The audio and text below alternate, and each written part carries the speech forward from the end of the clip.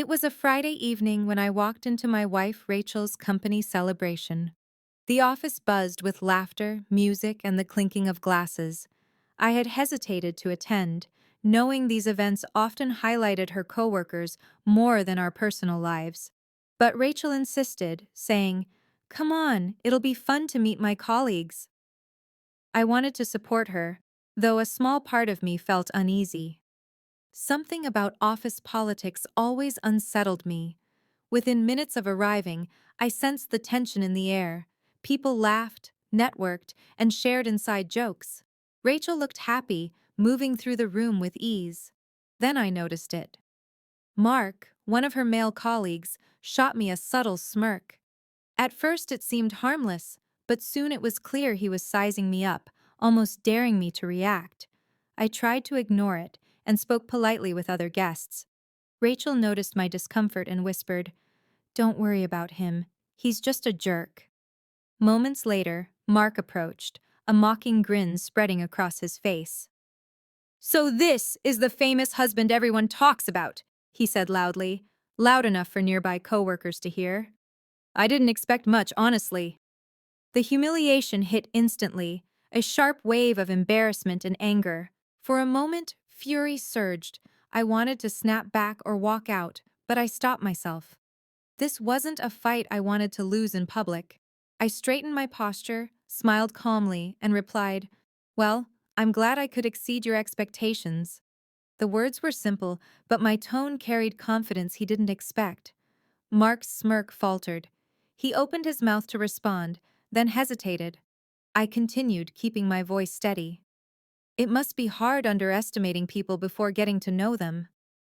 His colleagues, watching with interest, began whispering. The room's focus subtly shifted from him to me, and his arrogance suddenly felt exposed. He tried to laugh it off, but unease flickered in his eyes. I didn't raise my voice. I didn't shout. I simply stood there calm, composed, and confident. The energy in the room changed. People looked at him differently, sensing his discomfort. For someone who thrived on embarrassing others, this was unfamiliar territory.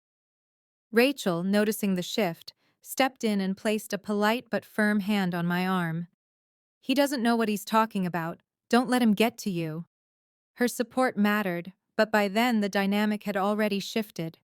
Mark realized he had misjudged me, and that mistake was now humiliating him in front of his peers.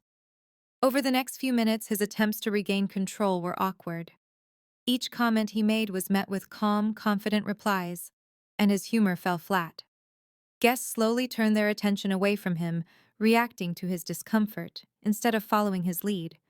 I stayed composed, allowing his insecurity to speak for itself. By the end of the celebration, the outcome was clear. Mark's confidence was gone, his smirk replaced by a forced smile and frequent glances toward the exit. Rachel and I left quietly, but I saw pride in her eyes. I hadn't needed to argue, shout, or cause a scene. My calm response had been enough. Later, Rachel admitted she had never seen someone handle a challenge like that before. My composure, confidence, and refusal to react impulsively had completely turned the tables. Mark's attempt to humiliate me backfired, leaving him humbled while I walked away with my dignity intact. That night, I learned that a quiet, controlled response can be far more powerful than any outburst.